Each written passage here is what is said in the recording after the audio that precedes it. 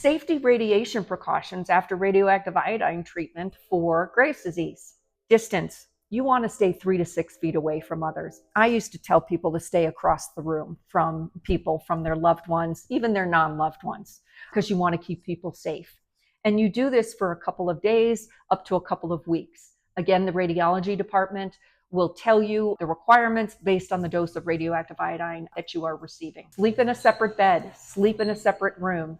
If you can't sleep in a separate room, get a separate blow-up mattress that you can be at least 6 feet away from someone. Close contact. Limit physical contact like hugging and kissing. Avoid prolonged close contact, means sex. Avoid this for at least a couple days up to a couple weeks. Again, this will be discussed with you regards to how long you need to follow this dependent on the dose of radioactive iodine you receive. Hygiene.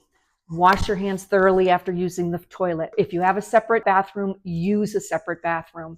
Flush it twice. Utensils. Use your own utensils. Use your own plates, your own glasses.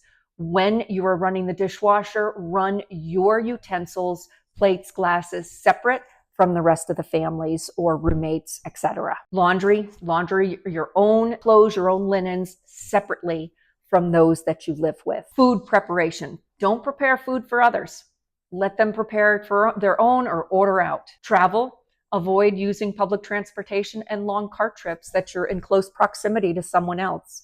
Again, the amount of time you have to avoid this will depend on the dose of radioactive iodine you're receiving. Sexual activity, we already covered that. No sex until at least a couple days or a couple weeks, depending on the dose you received. Pregnancy, no. No trying to get pregnant, no breastfeeding for at least 12 months after radioactive iodine treatment, for at least 6 months. And it can be up to 12 months after treatment. Men do not father a child for at least up to 6 months after treatment.